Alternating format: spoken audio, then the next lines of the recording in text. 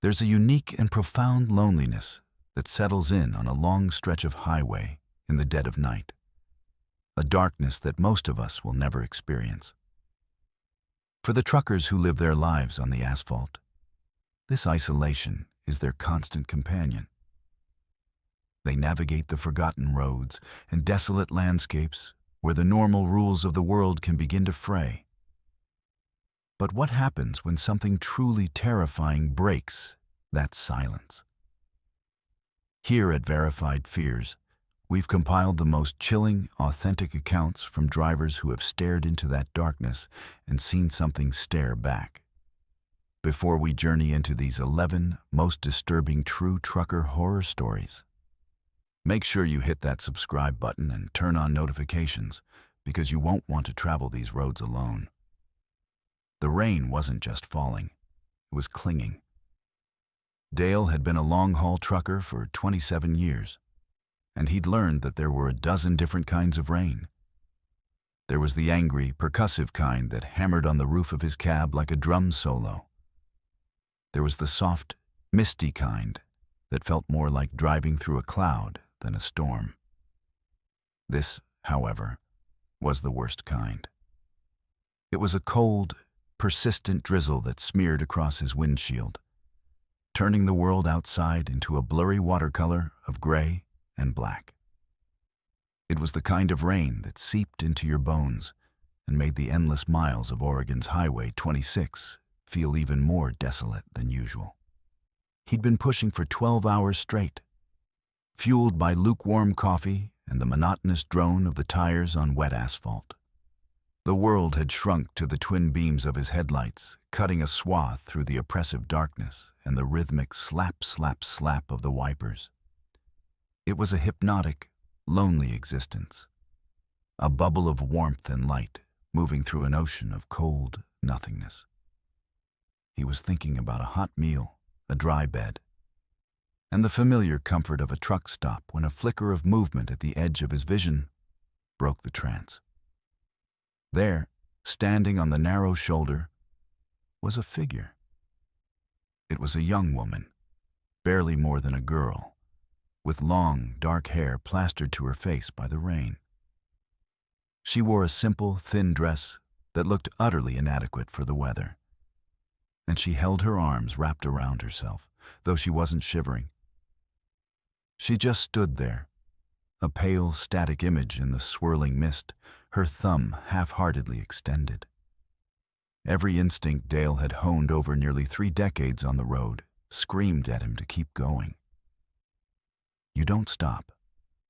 Not at this hour, not in the middle of nowhere, and certainly not for a lone figure who seemed to have materialized out of the fog itself.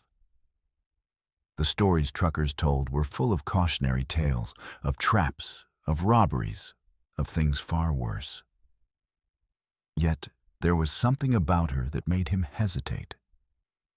It was the profound stillness of her posture, the way she seemed less like a person in distress and more like a part of the sorrowful landscape.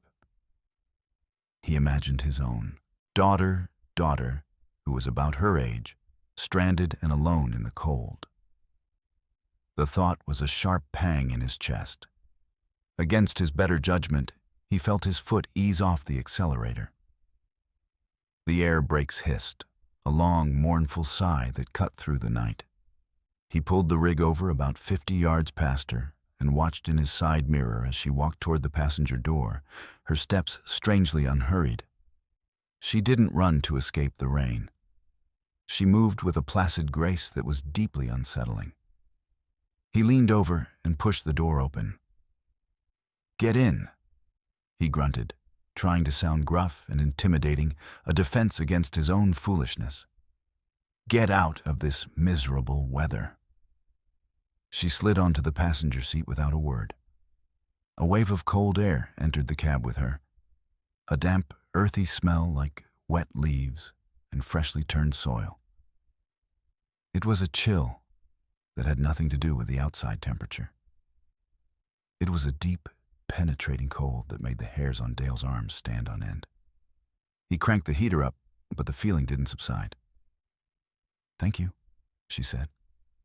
Her voice was soft, barely a whisper above the hum of the engine. It was a clean, clear sound, like tiny bells.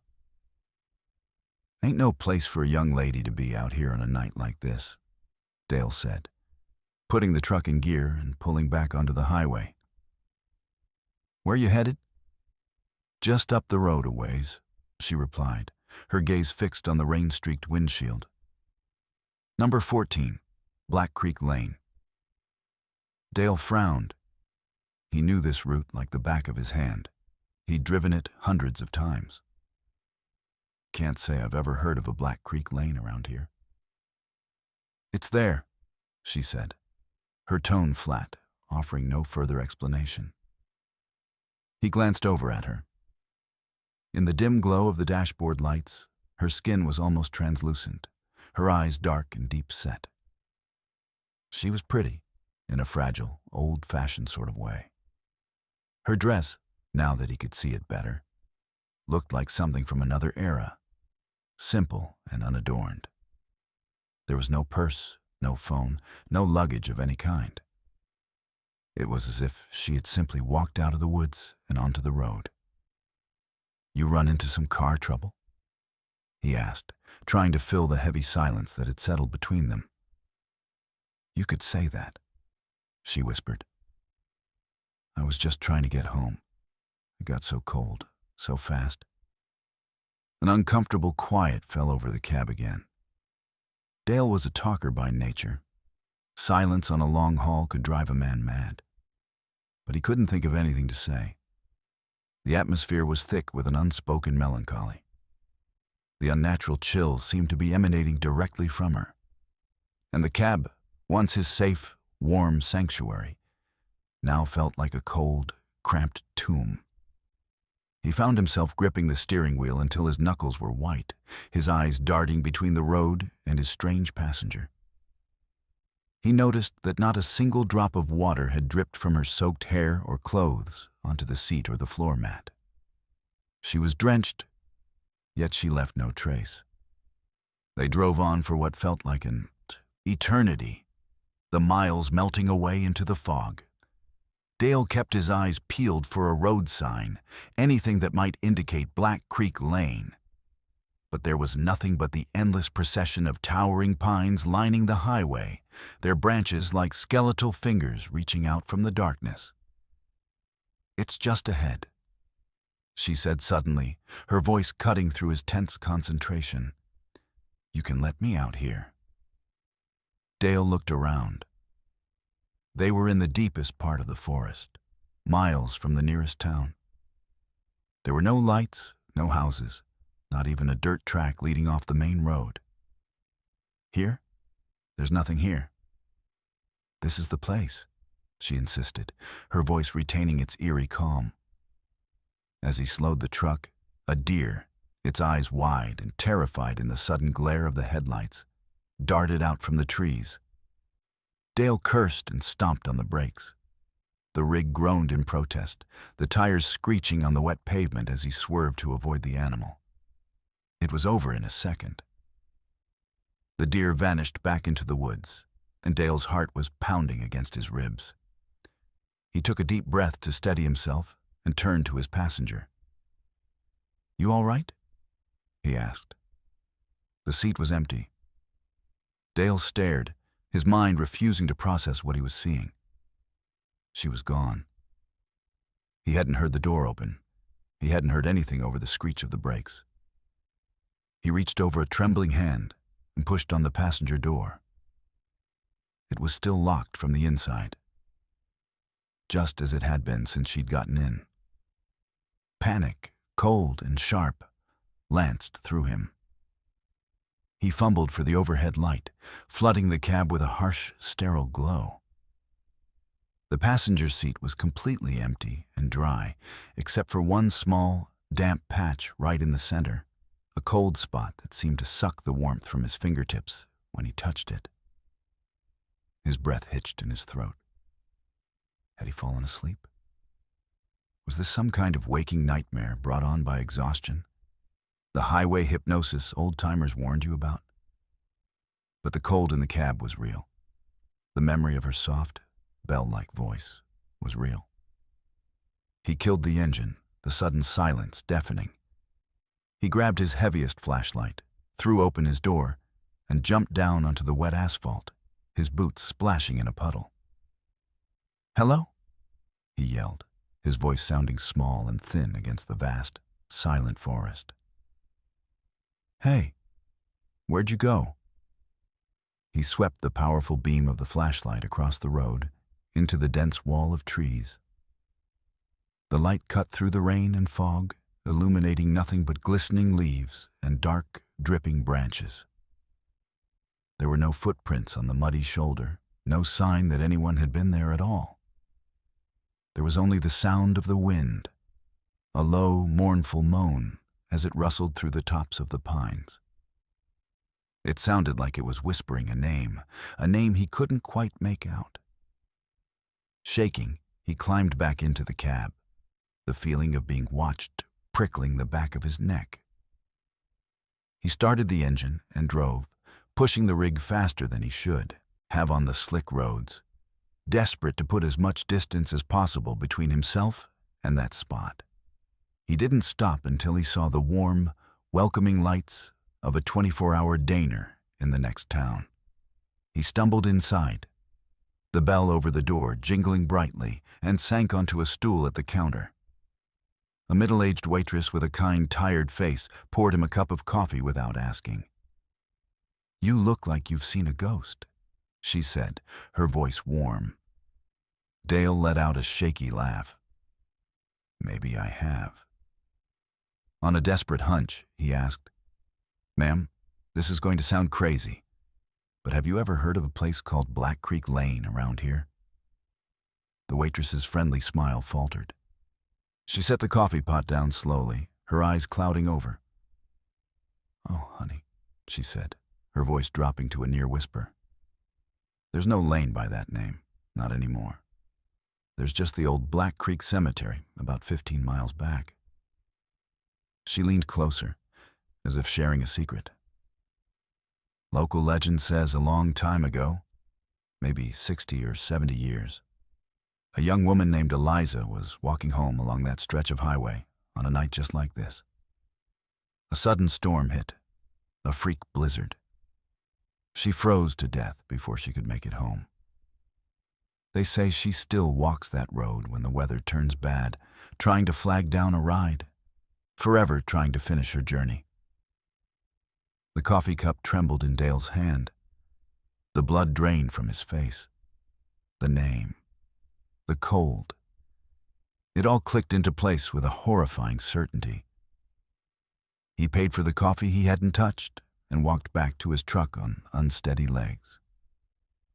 He sat in the driver's seat for a long time, staring into the darkness. The cab didn't feel like his own anymore. It felt violated, haunted by the memory of his silent passenger. Finally, with a deep, shuddering breath, he started the engine. As he pulled out of the parking lot and back onto the lonely highway, the wind picked up, swirling around the cab. And carried on that wind, as clear and close as if she were sitting right beside him, he heard a soft, ethereal whisper. "Thank you for the ride. Let's move to our second story." Frank's body ached with a familiar, dull throb that had become the soundtrack to his life on the road. It was the ache of too many hours spent in the same position, of cheap coffee and greasy diner food, of sleep caught in 2-hour increments. He was somewhere deep in the flat, featureless plains of Nebraska, where the sky was a vast, starless void, and the land was just a darker shade of black. The sign for the rest stop had appeared like a ghost out of the gloom, promising a few minutes of respite from the monotonous grind. He pulled his 18-wheeler into the designated truck parking, the massive vehicle sighing as it settled. The lot was nearly empty. There was one other rig parked at the far end, its cab dark and silent, and a beat-up sedan with out-of-state plates near the squat, concrete bathroom building. The place was bathed in the sickly orange glow of a few buzzing sodium lamps that did more to create shadows than to dispel the darkness.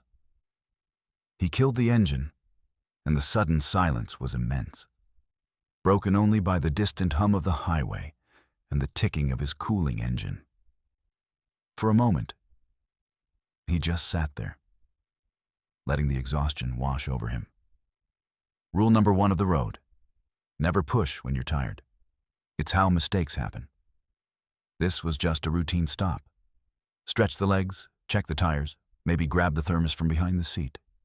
He'd done it 1,000 times before.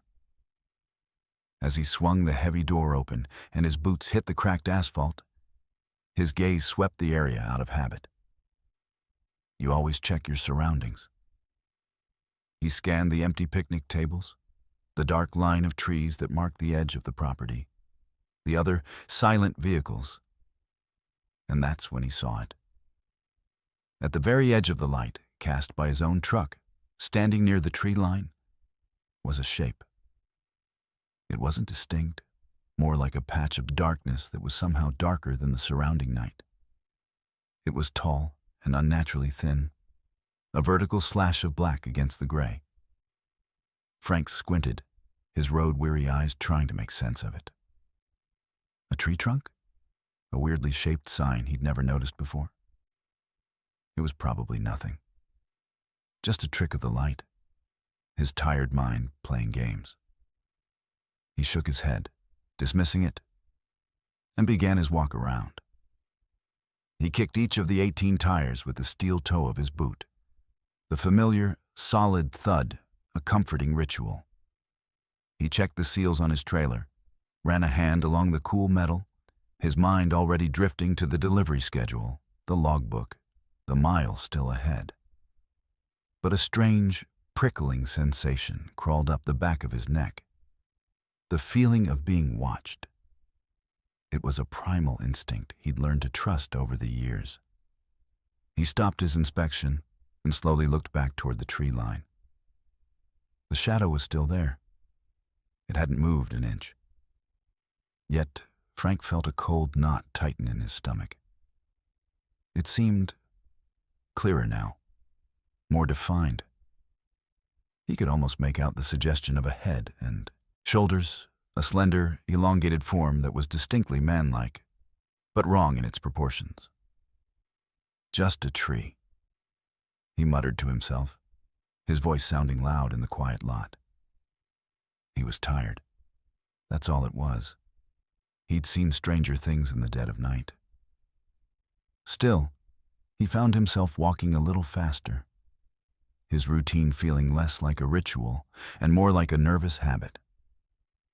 He finished his check and climbed back into the relative safety of his cab, the door shutting with a solid, reassuring thud.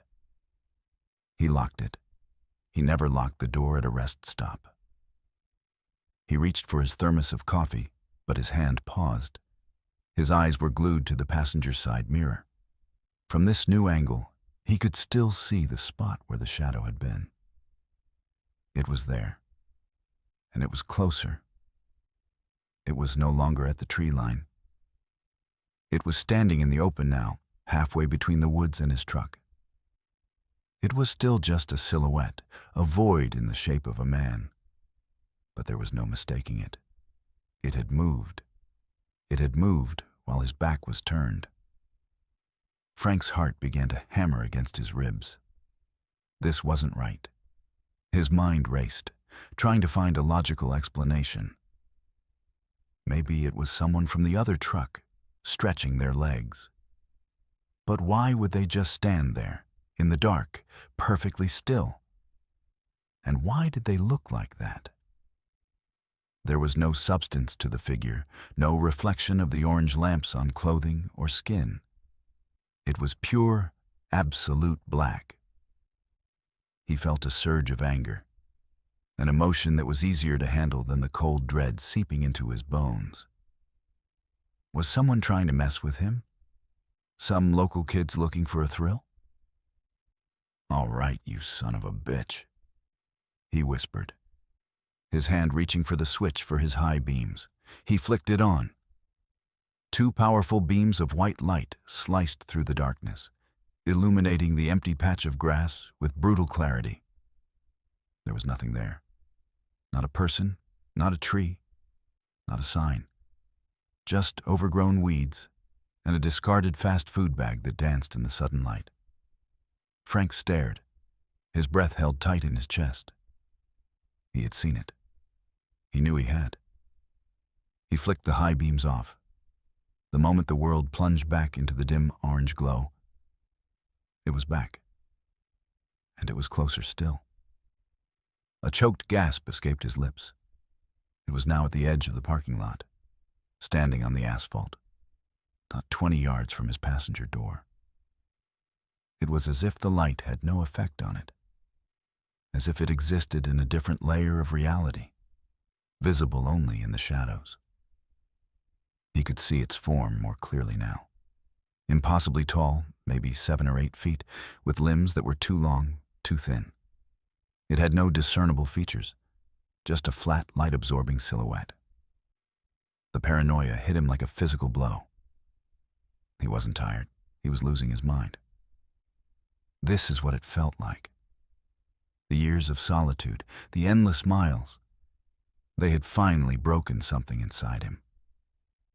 He squeezed his eyes shut, rubbing them hard with the heels of his hands until he saw spots.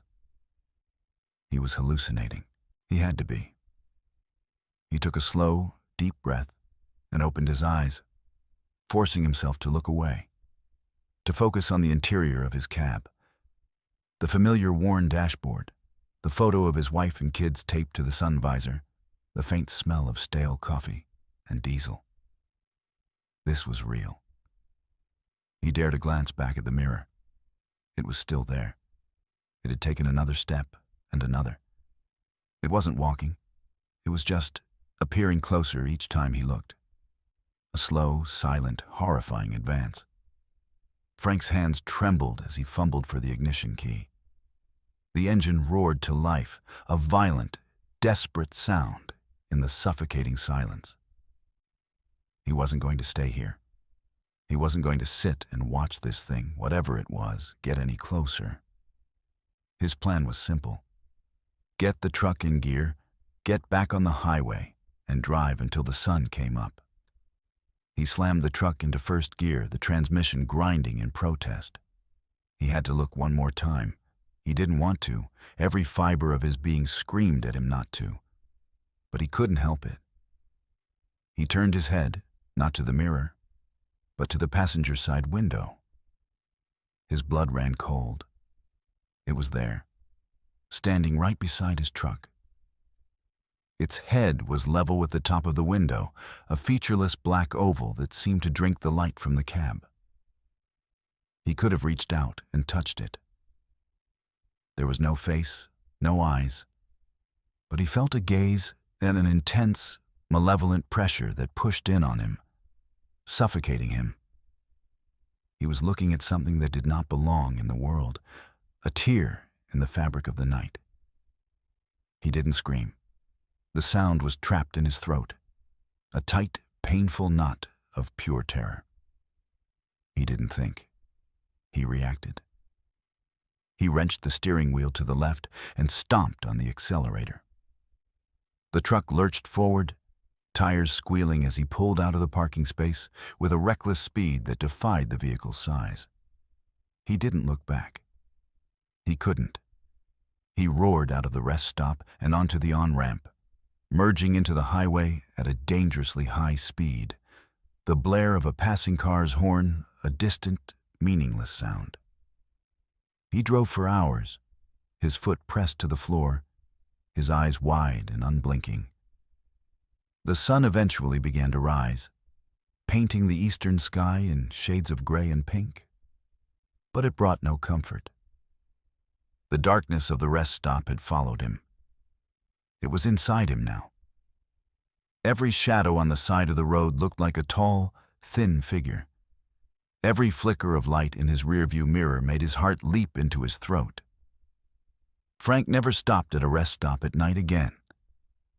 He'd drive until he was on the verge of collapse, pulling over only at brightly lit, bustling truck stops packed with other drivers.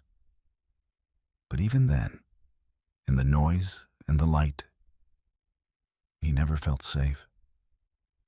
He knew that what he saw was real, and he knew that it was still out there, in the lonely, forgotten places of the night, standing perfectly still, just waiting. A shadow that, once seen, could never be unseen. Let's move to our third story. The CB radio was more than just a piece of equipment for Kevin. It was a companion. For a man who spent 20 days a month traversing the loneliest highways in America, the crackle and hiss of the radio was a comforting presence. It was a lifeline, a smoke signal in the vast, empty wilderness of the open road. It was the sound of other people, other lives, a constant reminder that he wasn't entirely alone out there. But on this particular night, cutting through the heart of the Nevada desert on U.S. Route 50, dubbed the loneliest road in America, that comfort was about to curdle into a unique and terrifying form of dread. The night was absolute. The moon was a sliver, offering no real light, and the stars were a cold, distant spray against a canvas of pure black. The desert stretched out on all sides, a silent, sleeping beast under the night sky. Kevin's headlights were the only things that existed in this world, carving a tunnel of reality through an endless void. He'd been on the road for 10 hours, and the hypnotic rhythm of the drive had settled deep into his bones. He took a sip of stale, lukewarm coffee and reached over to adjust the squelch on his CB, hoping to catch a stray bit of chatter. Usually, this deep in the basin, there was nothing. You were in a dead zone, too far from any town or major route to pick up a signal. Tonight was no different. The speaker emitted a steady, soft hiss of static, the sound of an empty universe. It was a lonely sound, but a familiar one. He left it on, the white noise a preferable alternative to the deafening silence of the cab. He drove for another hour, the only change in the landscape being the occasional, ghostly shape of a yucca plant flashing in his high beams. Then, a crackle. It was sharp and loud, making him jump in his seat. It wasn't the usual pop of interference. It was followed by a sound like a long, slow exhale, a breathy whisper that seemed to curl out of the speaker and hang in the air. Where the road gets thin. The voice was distorted, a low, gravelly whisper buried under layers of static, as if it were being broadcast from the bottom of a well. Kevin frowned, fiddling with the dial. It was probably just a skip, a freak atmospheric event bouncing a signal from hundreds of miles away. Still, it was unnerving. The words were so clear, yet so strange. He was about to dismiss it when it came again, a little clearer this time. No water, just salt and bone. A chill traced its way down Kevin's spine. This wasn't trucker talk. There was no 10-4 or good buddy. It was poetic, almost biblical, and deeply unsettling. He grabbed the mic. Anyone on this channel? You're coming in broken? He said, his own voice sounding foreign and loud. The only reply was the soft hiss of static. He waited, his hand hovering over the mic. Nothing. He shook his head. His mind was playing tricks on him. Sleep deprivation was a hell of a drug. He took another swig of coffee and tried to focus on the road. 20 minutes later, the radio crackled to life again. This time, it was a different voice, higher pitched, almost like a child's, but with the same distorted, watery quality. The rabbit is in the box. The rabbit is in the box. It repeated the phrase 3 times, each repetition sounding more frantic than the last. The rabbit is in the box? Kevin whispered to himself. He was hauling a sealed container of machine parts from Sacramento to Salt Lake City.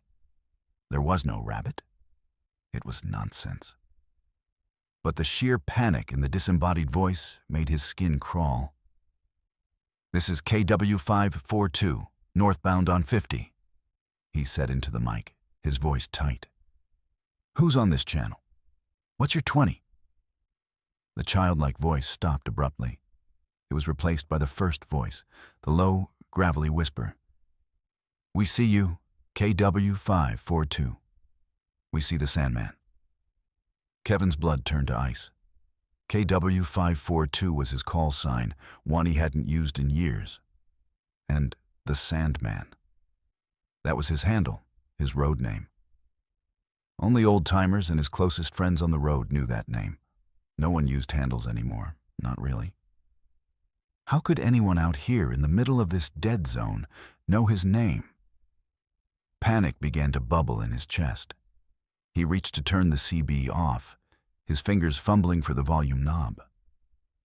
Before he could touch it, a third voice came through. It was a woman's voice, calm and melodic, but it had the same ethereal, distant quality as the others. "He's reaching for the dial. He doesn't like our song." Kevin snatched his hand back, as if the radio were red hot. They knew what he was doing. They were watching him. He frantically scanned the darkness outside, the empty desert, the road behind him in his mirrors. There was nothing.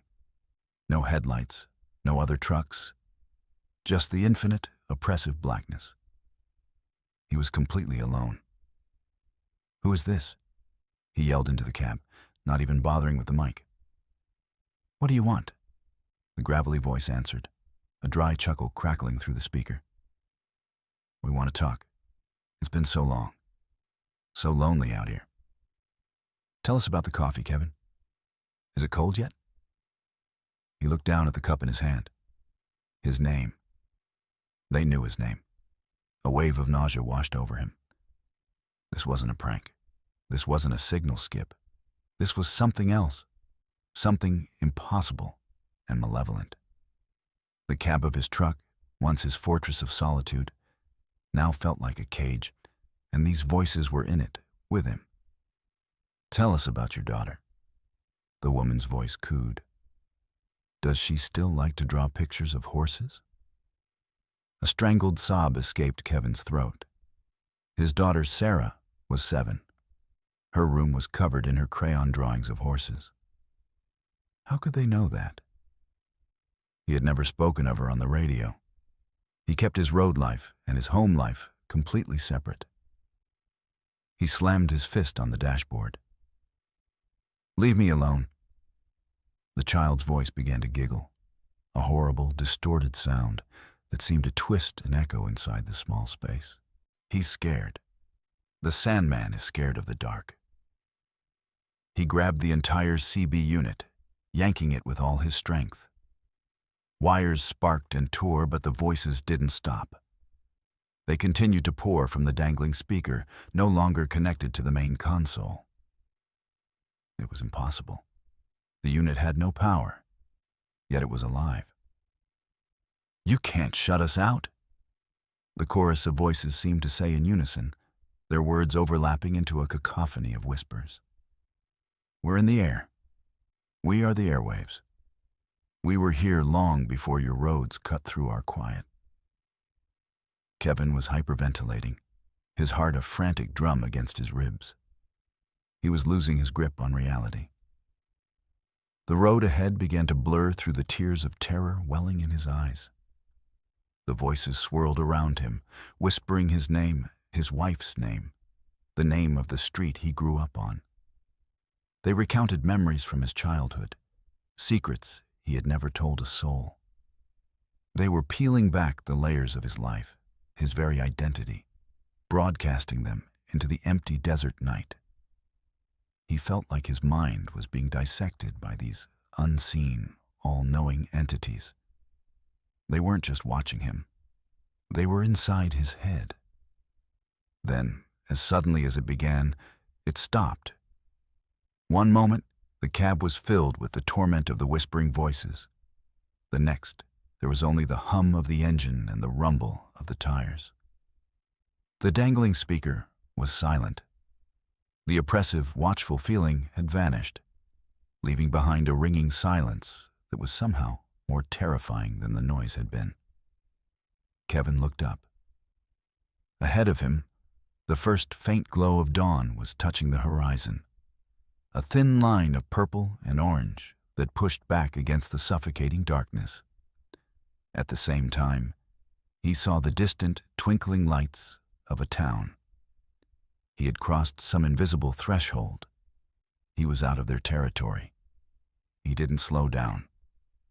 He drove straight through the town, not stopping until he reached a brightly lit, 24-hour truck stop on the other side. He pulled into the lot, his hands shaking so violently he could barely turn the key in the ignition. He sat there for a long time, bathed in the artificial daylight of the parking lot, the sun now rising fully behind him. He never used a CB radio again. He ripped the entire system out of his truck and threw it in a dumpster in Salt Lake City. But he could never get rid of the voices. They lived in his memory, a chilling reminder of his journey through the loneliest road in America. He learned that night that some places are empty for a reason. They are quiet because something ancient is listening, waiting for a stray signal to lock onto, waiting for a lonely traveler to whisper its terrible secrets to. Let's move to our fourth story. Mark was a creature of habit and logic. In his 15 years behind the wheel, he'd learned that the world operated on a simple, reliable set of principles. Diesel engines required maintenance, logbooks required honesty, and highways, no matter how long, always had a beginning and an end. He was a map man, a navigator who found comfort in the predictable geometry of the interstate system. He was hauling a load of produce from Des Moines to Denver, a route he'd driven so many times he could mark his progress by the specific pattern of cracks in the asphalt. Tonight, he was deep in the plains of central Nebraska, a stretch of I-80 so flat and straight you could tape the steering wheel down and take a nap if you were a bigger fool than he was. The fog appeared without warning. It wasn't the gentle, creeping mist that sometimes rose from the fields at dusk. This was a sudden, thick, and unnaturally silent blanket that descended upon the highway, swallowing the world whole. One moment, Mark could see the distant glimmer of starlight. The next, his reality had shrunk to the 20-foot bubble illuminated by his headlights. The fog was a solid, pearlescent wall that muffled all sound, even the familiar roar of his own engine, reducing it to a low, anxious hum. He slowed his speed, his hands gripping the wheel at 10 and 2, his eyes straining to see the white lines on the road. It was like driving through milk. Up ahead, a familiar sign emerged from the gloom, its green and white letters glowing softly. The Prairie Dog Diner. World's best coffee, next exit. Mark smiled faintly. He knew the place. It was a classic old-school truck stop with a giant, kitschy statue of a prairie dog wearing a cowboy hat out front. He'd stopped there a few times over the years. Seeing it was a good landmark. It meant he was making good time. He passed the exit, the diner's warm lights a faint, blurry smear to his right, and pushed on into the soupy fog. He drove for what he judged to be a solid hour, his eyes locked on the road, his world a monotonous cycle of white lines appearing and disappearing. The fog showed no signs of letting up. He should have been well past the diner, approaching the turnoff for Highway 30. He was starting to feel the first twinges of an unsettling disorientation when another green and white sign materialized out of the mist. The Prairie Dog Diner, world's best coffee, next exit. Mark blinked, his brow furrowing. That was impossible. He couldn't have gotten turned around. The road was a straight line. He must have misjudged the time, maybe dozed for a second. Or perhaps there were two diners with the same name and a similar sign. It was a stretch, but it was a more palatable explanation than the alternative.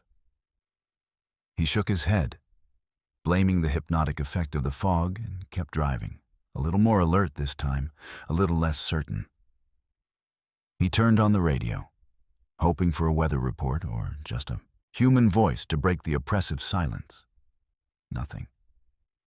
He cycled through the AM and FM bands, but the speaker emitted only a dead, empty hiss.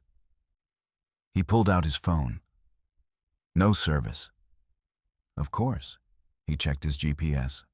The screen showed the flat gray grid of the map, but the little blue arrow that represented his truck was gone.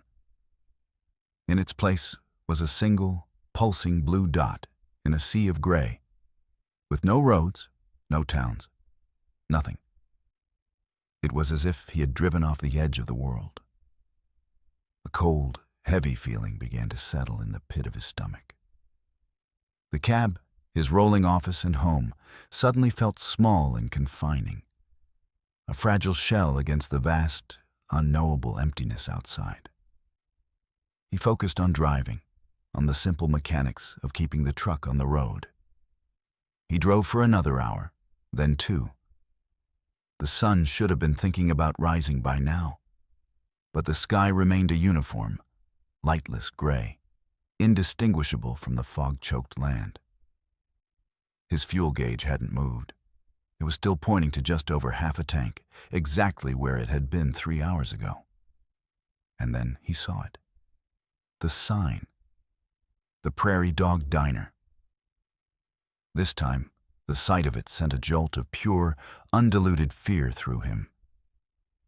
It wasn't a coincidence. It wasn't a mistake. He was trapped. He was driving in a loop. A cold sweat broke out on his forehead. As he passed the exit, he stared at the diner. The giant prairie dog statue seemed to be looking right at him. Its painted-on smile now a mocking, sinister grin. Panic began to set in. A frantic, clawing thing in his chest. He had to do something. He couldn't just keep driving in circles. He pulled the truck to a screeching halt in the middle of the empty interstate. He had to think. He would turn around. He would drive in the opposite direction until he broke out of this, whatever this was. The process of turning the massive rig around on the narrow highway was a nerve-wracking 15-point turn. The trailer's warning beeper, a shrill, lonely cry in the dead silence.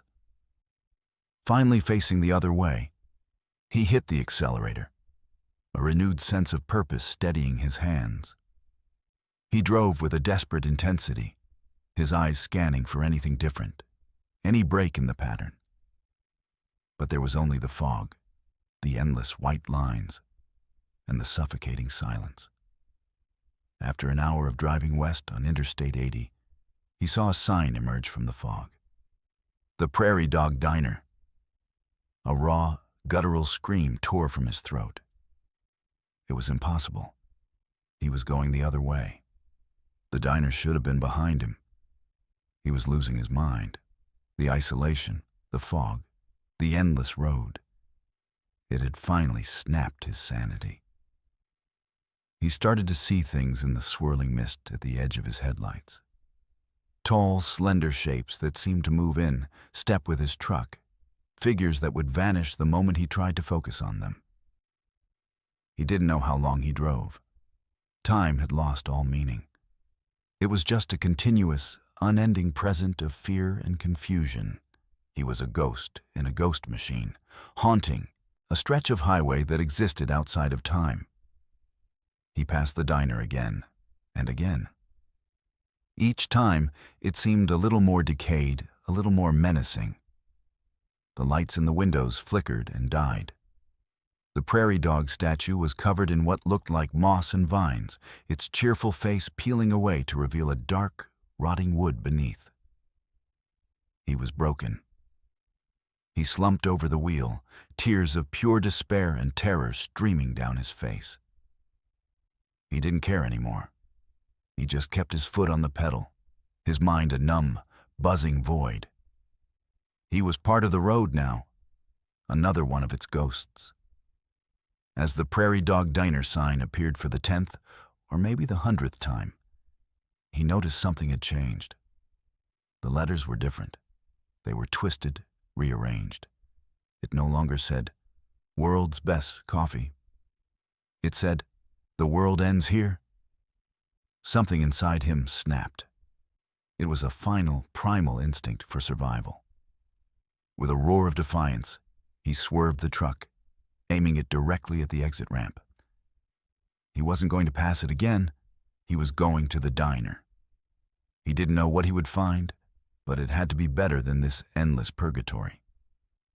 He thundered down the ramp, his truck groaning in protest.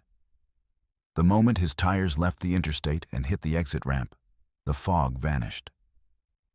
It didn't thin or dissipate. It evaporated in an instant. He was bathed in the brilliant, blinding light of the midday sun. He slammed on the brakes, his truck skidding to a halt. He looked around, his heart pounding. He was on the side of Interstate 80, on the shoulder of the westbound lane. The sky was a brilliant, cloudless blue. The air was warm. He looked at his dashboard clock. It was 1:30 in the afternoon. He had lost nearly 12 hours. He looked back toward the exit. There was no diner. There was no statue.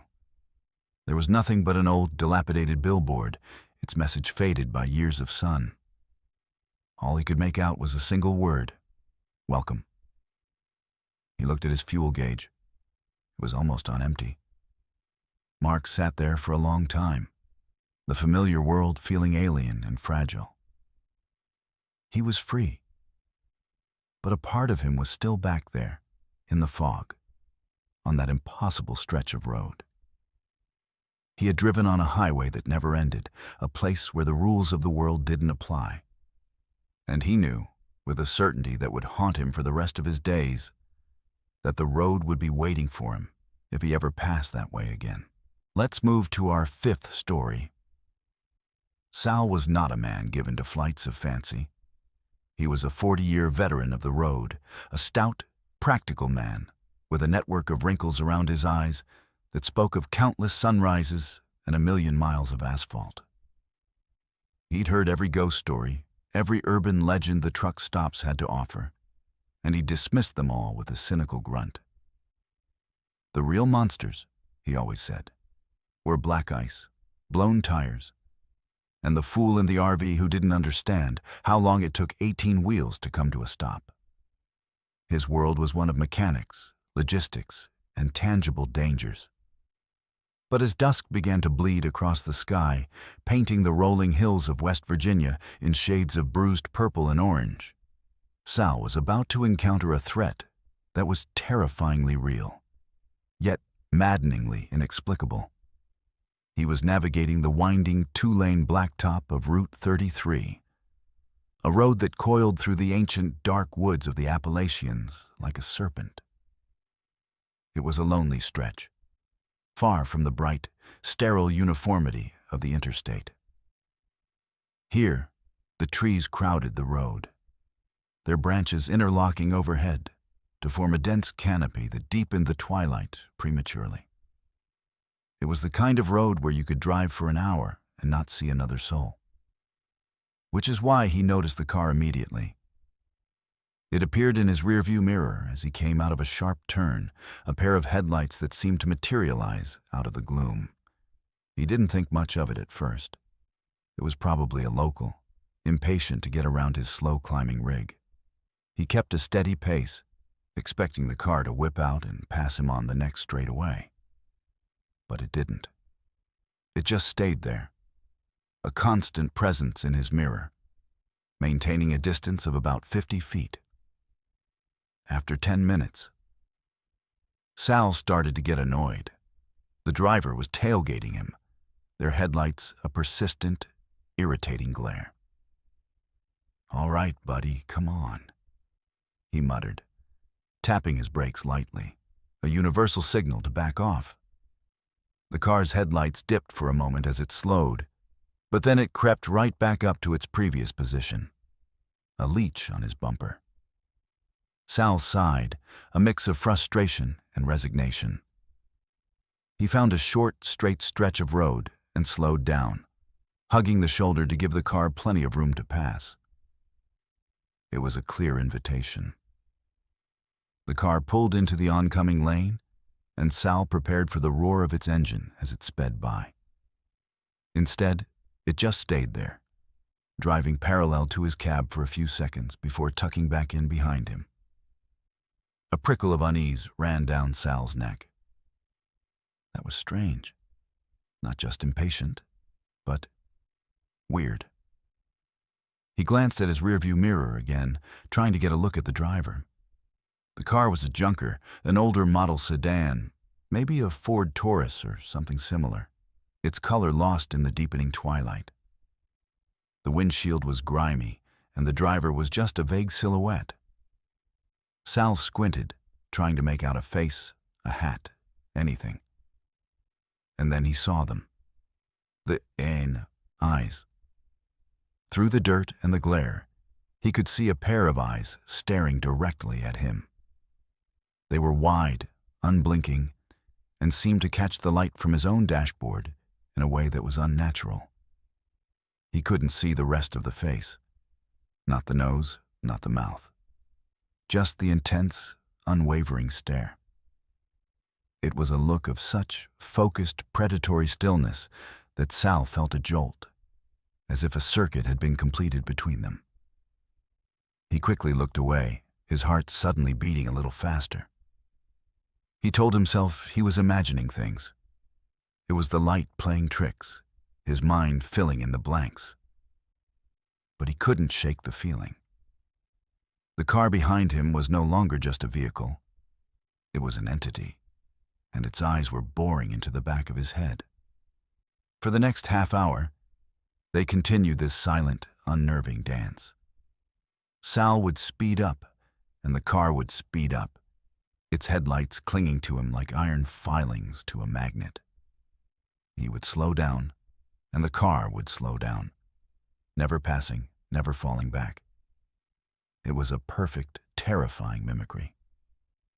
The road was getting darker, the woods on either side a solid wall of black. The feeling of isolation, usually a comfort to Sal, was now a source of mounting dread. There was no one else out here, no witnesses, no help. His practical mind scrambled for a rational explanation. Was it a cop in an unmarked car, waiting for him to make a mistake? No, a cop would have pulled him over by now. Was it road rage? He hadn't cut anyone off or done anything to provoke another driver. It had to be a prank, some local kids with a twisted sense of fun. But the intensity of that stare, it didn't feel like a prank. It felt like a hunt. He decided to force the issue. A small gravel turnoff for a scenic overlook was coming up on the right. It was a long shot, but maybe he could lose them. At the last possible second, he hit his turn signal and wrenched the wheel, pulling the massive rig into a sharp, lurching turn onto the gravel road. The truck protested, the trailer groaning as it was forced off the smooth asphalt. He killed his headlights and cut the engine, plunging the overlook into near total darkness. He sat in the sudden, ringing silence, his breath held tight in his chest, and listened. He heard the sedan slow down on the main road. He saw its headlights sweep past the entrance to the overlook and continue down the highway. A wave of relief washed over Sal, so powerful it made him feel dizzy. It worked. They were gone. He had been overreacting, letting the lonely road get to him. He let out a shaky breath and was about to restart the engine when he heard a sound that made his blood run cold. The crunch of tires on gravel. The sedan hadn't driven on. It had stopped just past the entrance, killed its own lights, and was now slowly, quietly, rolling into the overlook after him. the relief was replaced by a surge of pure, cold terror. This was not a game. This was deliberate. He saw the car's dark shape slide to a stop, about 100 feet away, blocking the only exit. He was trapped. He fumbled for his phone, his thick fingers clumsy with adrenaline. No service. The words mocked him from the screen. He was alone with them. He flicked on his high beams, flooding the small lot with brilliant, blinding light. The sedan was just sitting there, its engine a low, menacing idle. He still couldn't see the driver through the grimy windshield, but he didn't need to. He could feel those eyes on him, a palpable, malevolent pressure. He laid on his air horn, the deafening blast echoing through the silent mountains. It was a desperate, primal roar for help, a challenge to the thing in the car. The sedan's only response was to rev its engine, a guttural snarl that answered his horn. Then it started to move. It drove forward slowly, inexorably, until its bumper was just inches from his. Then it stopped. They sat there for a long, agonizing minute, two beasts facing off in the dark. Sal's mind was a whirlwind of fear and disbelief. What did they want? Were they going to try and get into his cab? He grabbed the tire iron he kept wedged beside his seat, his knuckles white. Suddenly, the sedan's headlights flashed once, twice, and then it reversed, backing away slowly.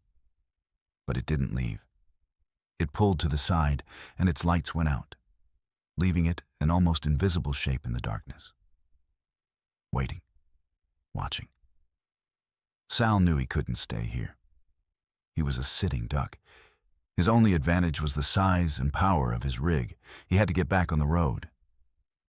He took a deep breath, slammed the truck into gear, and hit the accelerator, aiming for the exit. He expected the car to try and block him, to ram him. It did nothing. It just sat there, letting him go. As he pulled back onto the highway, his heart pounding, he thought it might be over.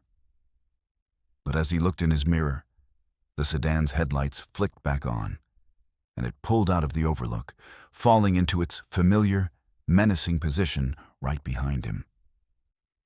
The game wasn't over. It had just entered a new, more terrifying phase. They hadn't trapped him in the overlook to attack him. They had trapped him to show him that they could. The fear was gone, replaced by a cold, hard anger. Sal was done being the prey. He drove for another mile, his eyes darting between the road and the mirror. He saw his chance up ahead, a narrow, single-lane bridge over a deep ravine. It was an old, iron truss bridge, barely wide enough for his truck. As he approached the bridge, he slowed down dramatically. The sedan, caught by surprise, was forced to slow down as well. Just as his cab entered the bridge, Sal slammed on the brakes. The massive truck shuddered to a halt, completely blocking the entrance. The sedan, with no time to stop, plowed into the back of his trailer with a sickening crunch of metal. For a moment, there was silence. Then, Sal heard the sedan's engine roar as it tried to reverse. He put his own truck in reverse and pushed back, pinning the iffy, smaller car against the guardrail of the bridge. Metal shrieked and groaned.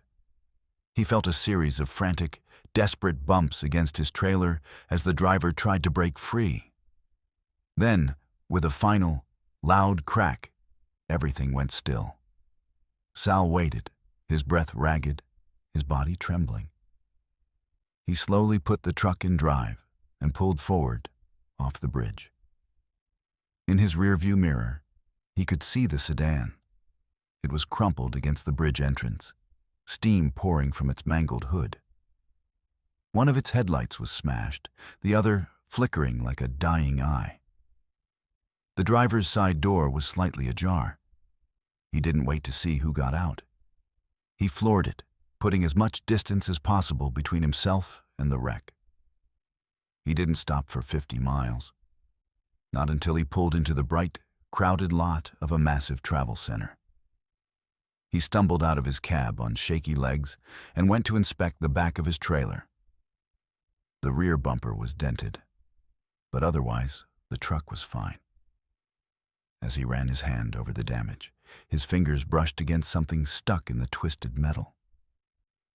It was a small piece of paper, folded and wedged into a crack.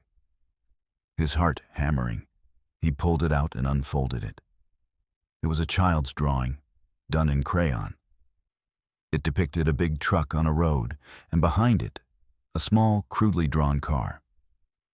In the windshield of the car, 2 large black circles were scribbled in for eyes. Underneath the drawing, in messy block letters, was a single, chilling word. Soon. Let's move to our 6th story. The job offer had come not through a dispatcher or a corporate load board, but through a hushed phone call from a guy who knew a guy.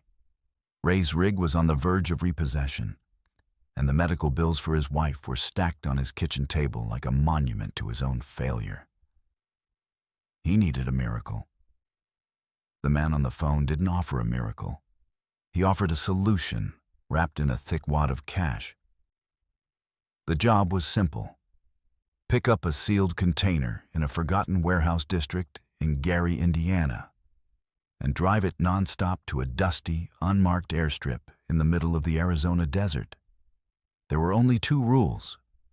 No questions asked, and under no circumstances was he to break the seal on the container. The 2 men who met him at the warehouse were the kind of men who didn't smile. They were built like refrigerators, with flat, emotionless eyes that seemed to absorb the light. They paid him half up front, the crisp $100 bills feeling heavy and dirty in his hand. They watched as the container, a standard 20-foot steel box, was loaded onto his flatbed. It was rust-streaked and nondescript, but the door was sealed in a way Ray had never seen before. It wasn't just padlocked. It was secured with a series of thick, industrial-looking bolts and a heavy iron bar that had been welded into place. The manifest says machine parts. One of the men grunted, handing him a clipboard. That's all you need to know. His tone made it clear that this was not a suggestion, but a command. Ray just nodded, his mouth dry. He knew he was stepping over a line, hauling a ghost load for shadowy people. But the weight of the cash in his pocket was a powerful anesthetic for his conscience. He signed the papers, pulled his rig out of the crumbling warehouse, and pointed it west, telling himself it was just another job, just another box. For the first day, it was exactly that. He drove through Illinois and into Missouri, the miles rolling by under a gray, indifferent sky. The container was just dead weight behind him, silent and still. He ate on the move, drank bitter coffee from his thermos, and pushed the thoughts of what he was doing to the back of his mind. The money was the only thing that mattered. The first sound came as he was crossing into Oklahoma, late on the second night. It was a faint, rhythmic thump, thump, thump. So soft he initially dismissed it as a loose piece of equipment or a tire anomaly. But it was consistent, a steady, deliberate beat that seemed to sync up with the thrum of his own anxious heart. He turned the radio down, listening intently. There it was again. It sounded like something was shifting inside the container, something heavy. He checked his mirrors. The container was secure, the chains taut. It was probably just the load settling. He turned the radio back up, a little louder this time. But the seed of unease had been planted. Every time he hit a bump or took a turn, he found himself listening, waiting for the sound. As the hours stretched on, the sound began to change. The thumping was replaced by a scratching noise. It was a high-pitched, insistent sound, like nails dragging slowly across a metal surface. Scree, scrape. It was a sound that set his teeth on edge, a sound that conjured images of trapped animals, of desperation. Ray tried to rationalize it. The machine parts must have sharp edges. They were just scraping against the inside of the box as the truck moved. It was a perfectly logical explanation. But it didn't feel logical. The sound had a quality to it, a frantic energy that felt disturbingly organic. He pulled into a dark, empty rest stop somewhere in the Texas Panhandle, the silence of the planes rushing in as he killed the engine. He needed to check. He had to. He grabbed his flashlight and walked to the back of his trailer, his boots crunching on the gravel. He stood before the sealed container, the beam of his light playing over the welded bar and the heavy bolts. The night was dead silent. No scratching, no thumping, nothing. He pressed his ear against the cold steel of the container door. He held his breath, listening. For a full minute, there was only the sound of his own blood roaring in his ears. He was about to pull away, to call himself a fool when he heard it. It was a whimper. It was so faint, so muffled by the thick steel, that he wasn't sure he'd heard it at all. But it was there. A low, mournful, whimpering sound. The sound of a dog, maybe. Or a child. A wave of ice-cold dread washed over him. What was in this box? The men's faces flashed in his mind, their cold, dead eyes. The cash in his pocket suddenly felt like a stone, dragging him down. He banged his fist on the door. "Hello? Is anyone in there?" he yelled, his voice cracking. The whimpering stopped. The silence that followed was heavier and more terrifying than the sound had been. Whatever was in there, it had heard him. It was listening. He stumbled back to his cab, his mind a chaotic storm. This wasn't machine parts. This was something alive. A person? Were they smuggling someone? Or was it something worse? He thought about the money. He thought about his wife. He thought about the men in the warehouse and the unspoken threat that hung around them. He started the truck and pulled back onto the highway, his foot heavy on the accelerator, as if he could outrun the truth of what he was hauling. But he couldn't outrun the sounds. They started again, louder this time, more desperate. The scratching was frantic now, a constant, frenzied scraping that seemed to come from all sides of the container at once. And the whimpering had changed. It sounded less like an animal and more like a human child, crying softly, calling out a word that sounded like "Mama." Ray felt his resolve begin to crumble. Every mile he drove was another mile of complicity. He was a part of this, a part of whatever horror was locked in that box. The moral weight was becoming unbearable. What if a child died in there because he was too scared, too greedy to do anything? That was a stain he knew he could never wash off his soul. By the time he reached the desolate landscapes of New Mexico, he was at his breaking point. The sun was setting, casting long, eerie shadows across the desert. The crying from the container had become a constant, heartbreaking lament. He couldn't take it anymore. To hell with the money. To hell with the men. He pulled the truck over on a long, empty stretch of road, miles from anywhere. He got out, his face set with a grim determination. He grabbed the heavy-duty bolt cutters and a long steel crowbar from his toolbox. He was opening the box. He started with the bolts. They were thick and rusted, and it took all his strength to snap them. The sound of the metal groaning and then giving way with a loud crack that echoed in the desert silence. As he worked, the sounds from inside the container stopped. The sudden silence was unnerving. It was as if the occupant knew what he was doing and was waiting, holding its breath. The only thing left was the welded bar. He wedged the tip of the crowbar under it and threw his entire body weight against it. The metal groaned. He pushed again, a raw cry of exertion tearing from his throat. With a screech of tortured steel, the weld broke. The bar clattered to the ground. The door was unsealed. He stood there for a moment, his breath coming in ragged gasps, his heart hammering. He reached for the handle, his hand trembling. He took one last deep breath and pulled. The heavy steel door swung open with a low, mournful groan.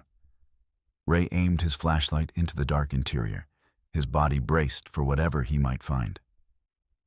The container was empty, completely, utterly empty.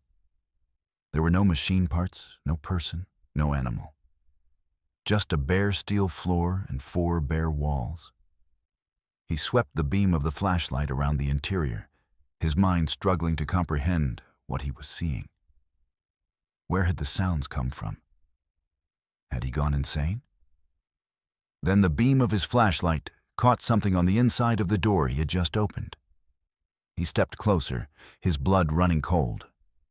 The entire inner surface of the door was covered in deep, frantic scratch marks, gouged into the thick steel as if by something with claws of iron. They were not the marks of a human. They were the marks of a caged and furious beast.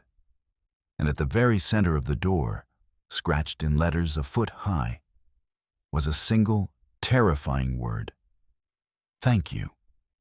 Ray stumbled backward, falling onto the dusty shoulder of the road, his mind reeling. The sounds, the crying, it had all been a trick, a lure. It wasn't a prisoner needing to be saved. It was a predator needing to be released. He hadn't been hauling cargo. He had been a key, driving a locked cage across the country. And he had just turned it. He scrambled back to his cab, not even bothering to close the container door. He drove away, not looking back. The now empty, gaping box on his trailer, a testament to his horrifying mistake. He never went to the airstrip. He drove until his rig ran out of fuel, then he left it on the side of the road, the keys in the ignition, and just walked away. He took the blood money, but it brought him no peace. Because now, every time the wind howls through the lonely places of the world, Ray can't help but listen. He listens for a faint scratching sound, for a child's whimper on the breeze. He knows what he let out of that box, and he knows that it's out there, somewhere in the darkness, and it's free. Let's move to our 7th story. There's a point of exhaustion that goes beyond tired, a state of being where the world starts to fray at the edges. George was deep in that territory. He was pushing through the vast, empty quarter of West Texas, a place where the horizon was a flat, unforgiving line, and the towns were just names on a map, spaced 100 miles apart. His fuel light had been on for the last 40 miles, a tiny, amber beacon of his own stupidity. His stomach was a hollow, aching pit. He'd miscalculated, pushed too hard, and now he was paying the price, crawling along a dark highway in a steel box running on fumes and regret. Just as a real, tangible panic began to set in, he saw it, a light. At first, it was just a faint, hazy glow, but it quickly resolved into a splash of brilliant neon against the oppressive darkness. The sign was a cheerful, looping script that read, "The Starlight Diner, always open." Below the words was a buzzing, blinking coffee cup. It was an oasis, a miracle in the middle of nowhere. George had driven this route a dozen times and had never seen a diner on this stretch. It must be new, he thought, a wave of relief so powerful it almost made him weep. He pulled his rig off the highway and into a surprisingly well-paved, but completely empty parking lot. The diner itself was a classic, prefabricated building of chrome and glass, glowing with an intense, almost clinical brightness that hurt his eyes. It looked pristine, untouched by the dust and decay of the surrounding desert. As he stepped out of his cab, the first thing he noticed was the silence.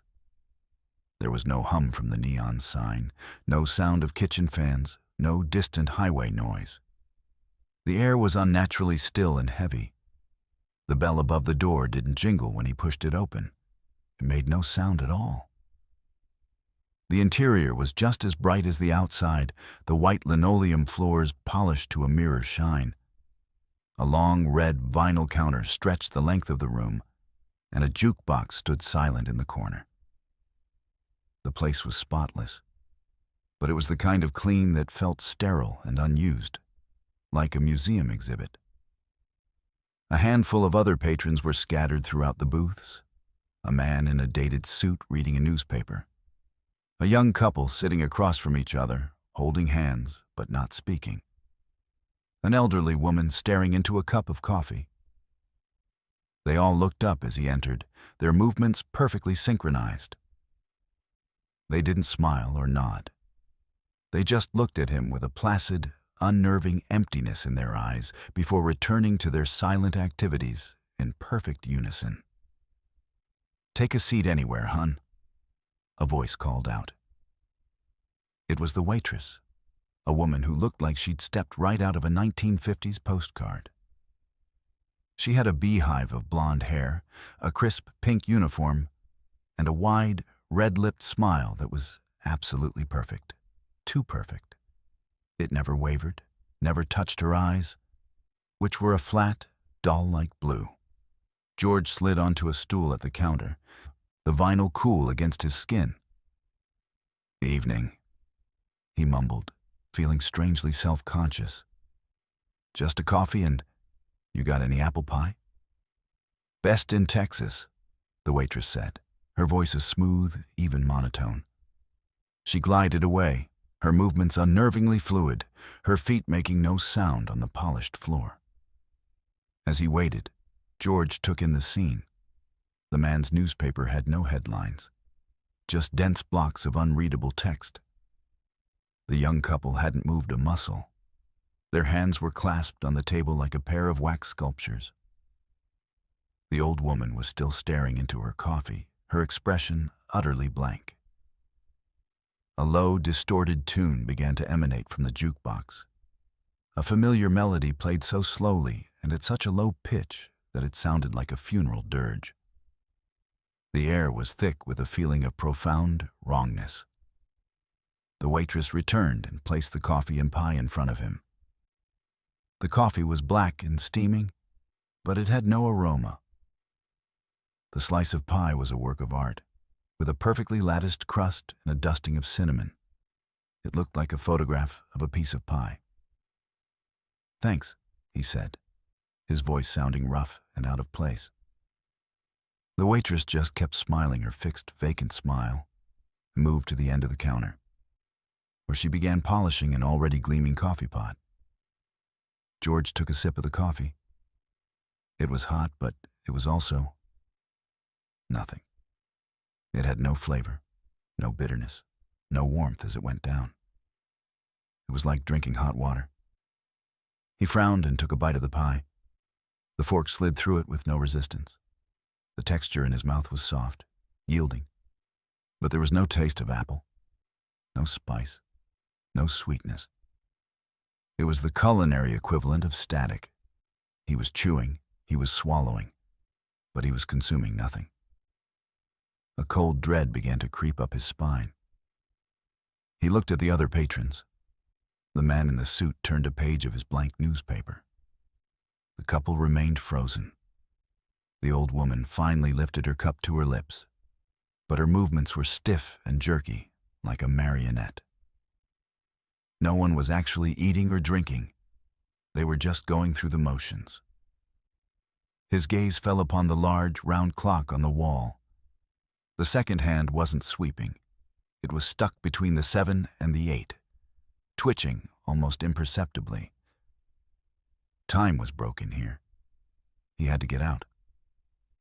He fumbled in his pocket for his wallet, his heart hammering against his ribs. "What do I owe you?" he asked, his voice trembling slightly. The waitress glided back over, her smile never faltering. "There's no charge," she said in her flat, melodic voice.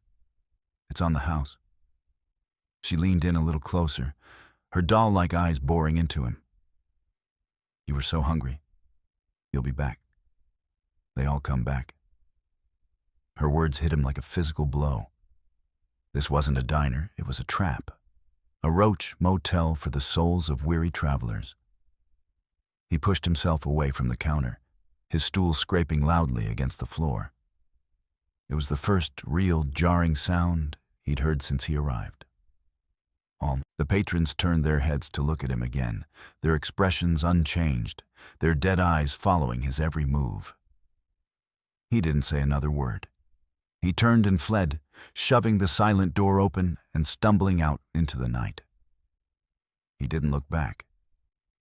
He scrambled into the cab of his truck, his hands shaking so badly he could barely get the key into the ignition. The engine roared to life, a beautiful, deafening, real sound. He slammed the truck into gear and peeled out of the parking lot, spraying gravel, not caring if he tore his tires to shreds. He drove for a mile, his eyes glued to the rearview mirror.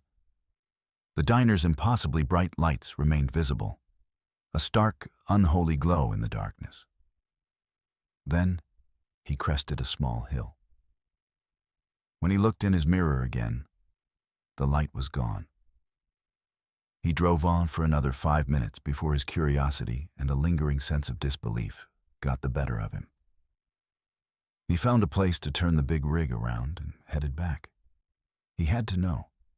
He had to prove to himself that it had been real. He slowed as he approached the spot where the diner should have been. There was nothing. No building, no parking lot, no buzzing neon sign. There was only flat, empty desert, dotted with scrub brush and bathed in the faint light of the moon. It was as if the Starlight Diner had never existed.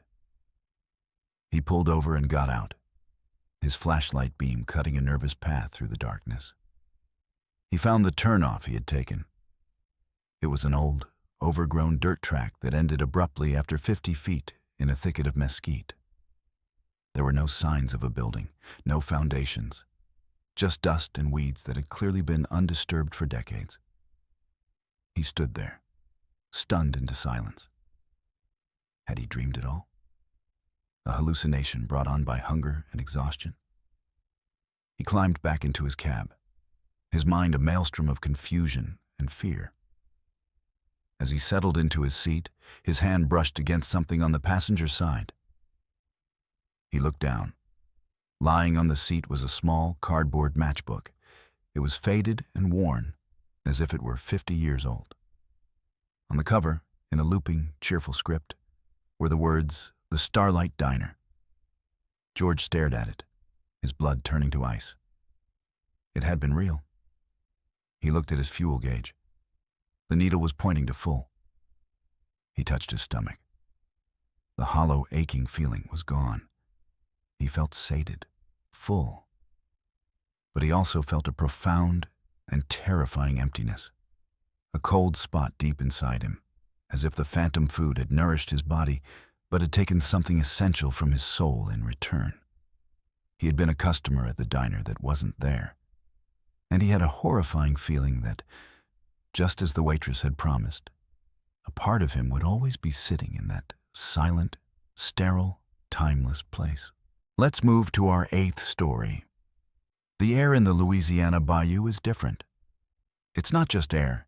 It's a thick, wet, living thing that clings to your skin and fills your lungs with the smell of damp earth, sweet decay, and things best left undisturbed.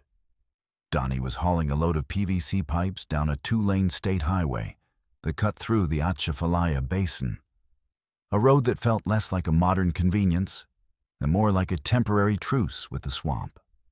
On either side, ancient cypress trees draped in Spanish moss stood like silent, skeletal sentinels, their roots lost in the inky black water. It was a place that felt ancient and predatory, a place where the 21st century seemed to hold no sway. It was just after 2 a.m. the hour when the world belongs to ghosts and hunters. Donnie was tired, his eyes gritty from staring into the hypnotic tunnel of his headlights.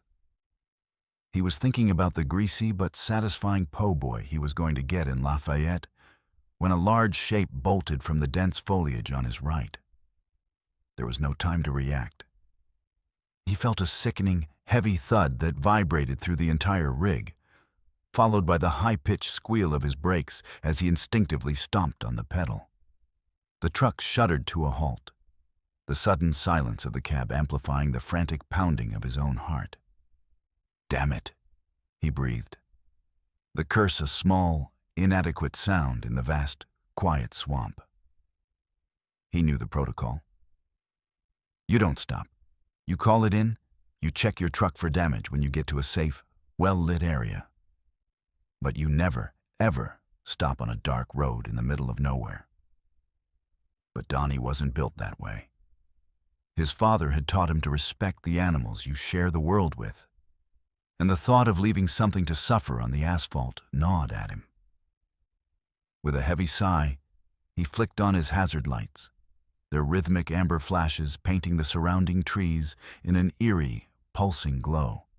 He grabbed his maglite from the passenger seat, a heavy, four-cell beast that was as much a club as it was a flashlight, and climbed down from the cab. The humid air enveloped him instantly.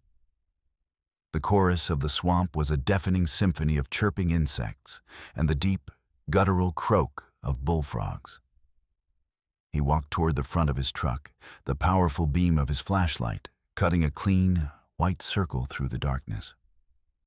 He expected to find a deer, maybe a wild hog. What he found was a mangled heap of fur and flesh lying in a dark, spreading pool on the road. It was a deer, a large buck with a magnificent rack of antlers. Or it had been. One of its front legs was bent back at an impossible, sickening angle, the white of the bone a stark slash against the dark fur. Its neck was clearly broken, twisted in a way that made Donnie's own neck ache in sympathy. A wave of pity and revulsion washed over him. It was a clean kill, at least. Quick! There was no sign of breathing, no twitching. It was just a tragic, inert piece of roadkill. He was about to turn away, to go check his bumper for damage, when the beam of his flashlight caught the deer's eye. It was open, and it was looking right at him. Donnie froze. It wasn't the blank, glassy stare of a dead animal. The eye was clear, dark, and focused. It held a terrifying, unmistakable glint of intelligence, of awareness. He felt a cold knot of dread tighten in his stomach. It had to be a trick of the light, a post-mortem reflex. Animals sometimes twitched after death, but they didn't watch. He took a hesitant step closer, lowering the beam of the flashlight from the eye to the body. He needed to see it breathe, to see some sign of life that would make this less wrong. But the chest was still. The animal was a broken, ruined thing. Yet the eye remained fixed on him, unblinking, following his every move. Then, a sound. It was a low, wet, clicking noise, like a tree branch slowly being bent to its breaking point. Donnie's light snapped back to the deer's head. The buck's neck, the one that was so obviously and horrifically broken, began to move. It straightened itself out, not with the fluid motion of muscle, but with a series of grotesque, disjointed snaps. Crack, click, pop. Bone grated against bone. The head, which had been lolling on the asphalt, slowly lifted, turning to face him head-on. Both of its dark, intelligent eyes were now locked on his. Donnie's breath caught in his throat. This was impossible. This wasn't happening. He was seeing things, a waking nightmare brought on by exhaustion and the eerie atmosphere of the swamp. He took a step back, his boots scuffing on the pavement. The creature on the ground responded. With another series of sickening cracks, the broken foreleg began to pull itself in. It wasn't healing, It was rearranging. The shattered bone seemed to knit itself back together in a way that defied all laws of biology. The leg straightened, the hoof scraping against the asphalt as it found its footing. Then the other legs began to move, pushing the mangled torso upward. It stood, but it wasn't a deer anymore. The proportions were all wrong. It was too tall, its limbs too long and slender. Its joints seemed to bend in the wrong direction, giving it a spidery, unsettling posture. The fur on its body was patchy and matted with blood, and its skin seemed to hang loosely from a frame that was little more than bone. The magnificent antlers were no longer symmetrical. They were twisted and gnarled, looking more like the dead branches of a lightning-scorched tree. It let out a sound, a low, guttural rattle that seemed to come from deep within its ruined chest. It was a sound of immense pain, but also of immense, ancient hunger. The paralysis of fear that had held Donnie rooted to the spot finally broke. He didn't scream. He didn't have the air. He just turned and ran, a raw, animal terror propelling him forward. He scrambled for the door of his cab, his hands fumbling with the handle. He threw himself inside, slamming and locking the door behind him. He didn't look back. He couldn't bear to see it again. He cranked the ignition, the engine roaring to life with a sound that was a prayer answered. He slammed the truck into gear and stomped on the accelerator. The tires squealed in protest as the rig lurched forward, gaining speed with agonizing slowness. He risked a glance in his side mirror. The creature was standing in the middle of the road, bathed in the red glow of his taillights. It wasn't chasing him. It was just standing there, its head cocked to one side, watching him go. The sight of its still, silent pursuit was somehow more terrifying than a frantic chase would have been. Donnie drove for the rest of the night in a state of cold, trembling shock. He didn't stop until he reached the outskirts of Houston, pulling into a massive, brightly lit truck stop that felt like a different planet from the dark, primal world of the swamp. He left the truck running, the doors locked, and sat there until the sun came up, chasing the worst of the shadows away. He tried to tell himself it had been a hallucination. He'd been tired, stressed, and the swamp had gotten into his head. He finally got up the nerve to get out and inspect the front of his truck. He needed to see the dent, the blood, the physical proof of the collision that would ground his memory in reality. There was nothing. The bumper was clean.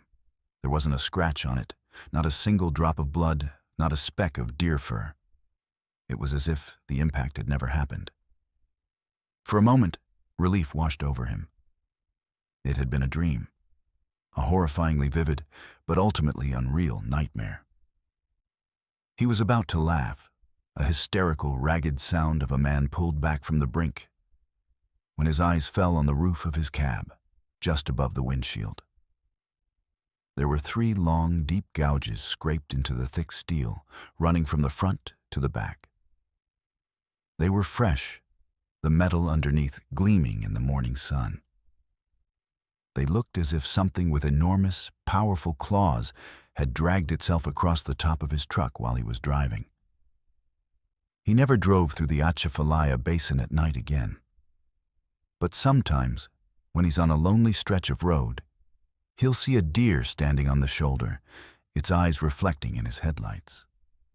And for a terrifying, heart-stopping moment, he'll see its head start to turn, its neck beginning to bend at an angle that is horribly, terribly wrong. Let's move to our 9th story. Roy was a man who believed in rules. He followed the hours of service regulations to the minute, kept his logbook immaculate, and maintained his rig with a mechanic's precision. In his 25 years of driving, he'd never received so much as a speeding ticket. He was a professional, a ghost on the highway, who did his job quietly and correctly. The rules were a shield, a way to make the chaotic, unpredictable world of the open road make sense. But on a long, moonless night, on a forgotten stretch of U.S. Route 89A in northern Arizona, Roy was about to learn that some things operate by a set of rules he could never comprehend. The road was a ribbon of cracked asphalt cutting through a vast geological cathedral. On either side, monstrous red rock formations rose up, their silhouettes like sleeping giants against a star-dusted sky. It was a profoundly empty place, a landscape that made a man feel small and temporary. Roy was hauling a load of medical supplies, and the silence in his cab was broken only by the low rumble of his engine and the soft hiss of the air conditioning fighting a losing battle against the residual desert heat. He saw the lights in his rearview mirror first. They weren't the frantic, flashing strobes of a modern police cruiser. They were just two steady, piercingly bright red lights, mounted on the roof of a car that seemed to rise up out of the road itself. There was no siren, just the sudden, jarring appearance of the lights. Roy's heart gave a little jolt of surprise and annoyance. He glanced at his speedometer. He was doing 55, exactly the speed limit. His taillights were working. He'd checked them at his last stop. What could it be? Following procedure, he signaled, slowed, and pulled his rig onto the wide, dusty shoulder, the truck settling with a weary sigh. He cut the engine, and the immense primordial silence of the desert rushed in. He watched in his mirror as the patrol car, an older model, maybe a Crown Victoria from the 90s, pulled in behind him. It was painted in the classic black and white of the highway patrol, but it was too clean, too perfect. There wasn't a speck of desert dust on its gleaming finish. The driver's side door opened, and a figure emerged. He was tall and lean, his movements economical and precise. He wore the crisp, tan uniform of the Arizona Highway Patrol, complete with a wide-brimmed hat that shadowed his face. He walked toward the cab with a steady, unhurried pace, his boots making no sound on the gravel shoulder. Roy had his license, registration, and logbook ready on the passenger seat. He rolled down his window, the warm, sage-scented night air flooding the cab. "Evening, officer. Was there a problem?" The patrolman stopped beside the driver's side door, his body angled just so he wasn't directly in the light from the cab. "Good evening," the officer said. His voice was calm, deep, and unnervingly neutral. It was a voice devoid of any accent or inflection, like a recording. "License and registration, please." Roy handed the documents out the window. The officer took them, his fingers brushing against Roy's. The patrolman's skin was shockingly cold, like marble, a stark contrast to the balmy night. Roy pulled his hand back, a strange, unpleasant shiver running up his arm. The officer examined the documents with a small, pen-sized flashlight. "Roy Miller," he said, reading the name from the license. It wasn't a question. It was a statement of fact. "You're a long way from home." "Just doing my job, sir," Roy replied, his professional demeanor a thin shield against a growing sense of unease. The patrolman didn't respond. He just stood there, the silence stretching uncomfortably. Roy shifted in his seat, trying to get a better look at the man's face beneath the hat's brim. "Officer," Roy started, "if you don't mind me asking, what was the reason for the stop?" The patrolman finally looked up from the documents, and Roy felt the air leave his lungs. The man's face was pale and angular, a collection of sharp, severe lines. But it was his eyes that stole Roy's breath. They were completely, utterly black. There was no white, no iris, no pupil. Just two flat, polished orbs of pure blackness, like obsidian or lumps of coal. They didn't reflect the light from the cab. They seemed to drink it, to pull it into an infinite, empty depth. "Your left rear trailer tire," the officer said, his voice never changing its dead, monotone pitch. "It crossed the center line for a moment, about 2 miles back." Roy frowned. "I don't think so, officer. I'm very careful about that." He knew he hadn't crossed the line. He was certain of it.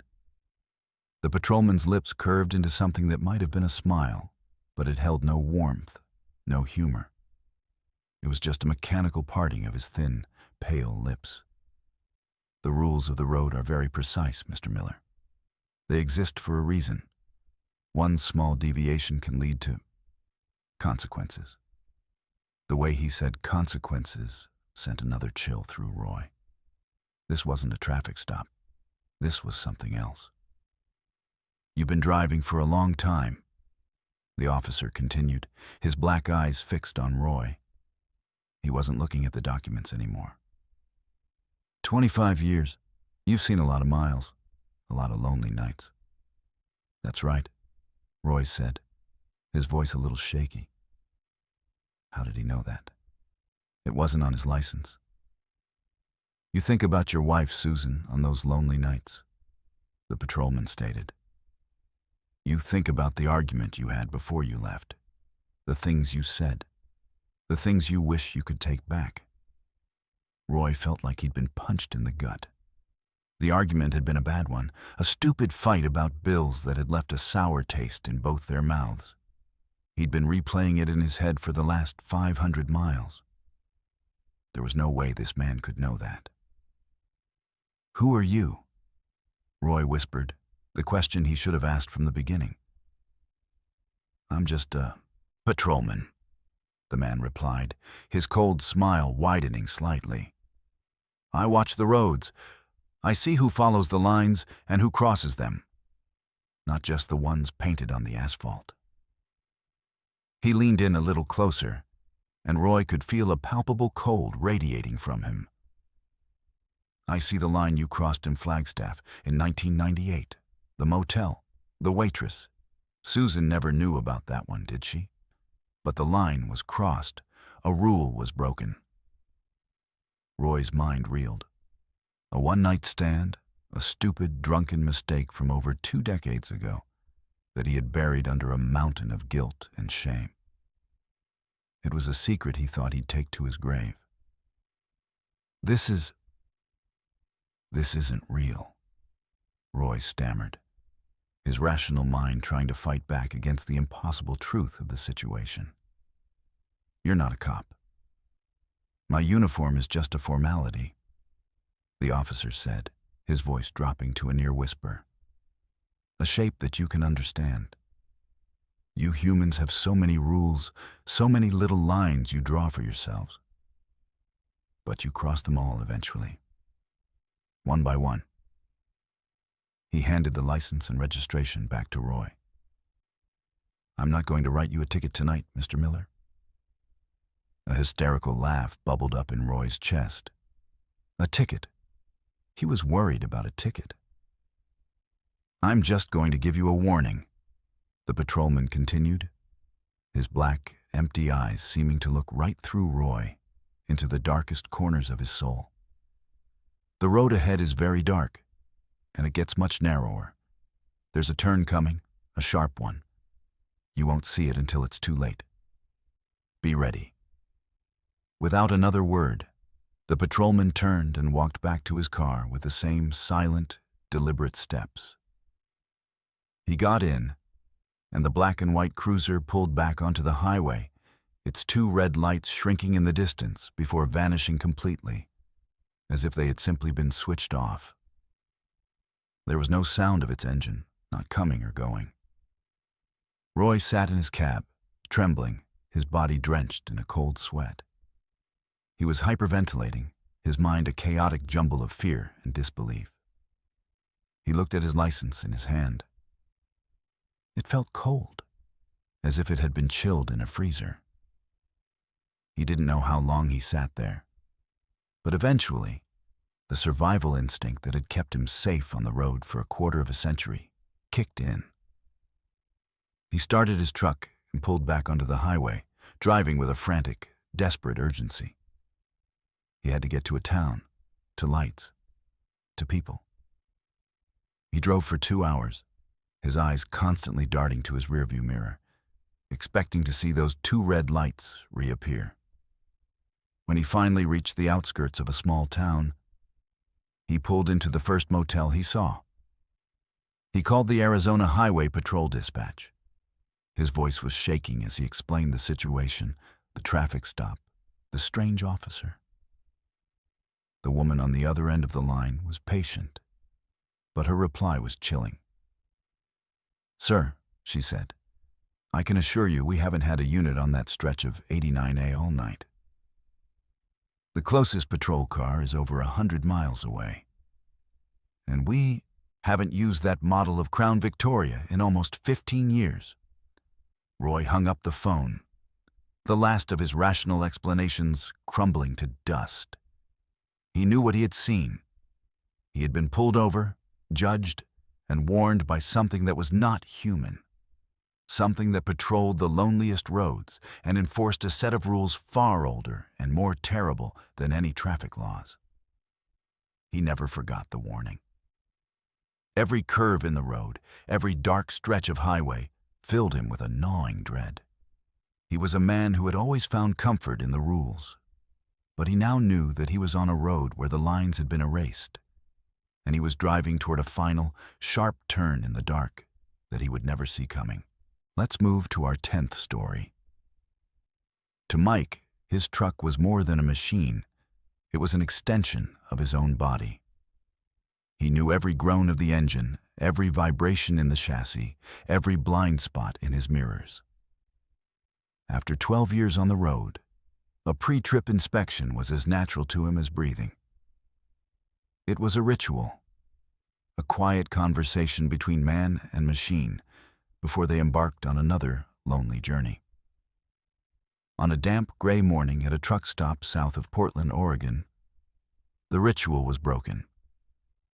As he was checking the seal on his driver's side fuel tank, he noticed something sitting on the cap. It was a small glass marble, the kind kids play with, a perfect sphere of deep blue swirled with white. It was caked in fresh, wet mud. Mike frowned, picking it up. He rolled the cold, smooth object in his palm. A kid must have dropped it. He tossed it into the weeds, tightened the fuel cap, and thought nothing more of it. His route was a long, straight shot down Interstate 5, hauling a load of lumber to a depot just outside Bakersfield, California. The first few hours were uneventful. The relentless Oregon rain beat a familiar, lulling rhythm on his roof. The world was a smear of green and gray. He was in the zone, a state of relaxed focus where the miles just seemed to melt away. It was near the California border, as the landscape began to open up and the rain finally subsided, that the second strange thing happened. He was scanning the CB channels, mostly out of habit, when a sound cut through the static. It wasn't a voice. It was music. A tinny, delicate melody, like a child's music box, playing a simple, hauntingly familiar tune he couldn't quite place. It was slightly off-key, the notes sour and discordant. It played for no more than 10 seconds and then vanished, replaced by the empty hiss of the airwaves. Mike fiddled with the dial, but the channel was dead. He shook his head. Weird radio skip. The atmospheric conditions over the mountains could do strange things to a signal. Still, the sad, broken little melody lingered in his mind, an earworm that left a trail of unease. Later that afternoon, he pulled into a large travel center for fuel.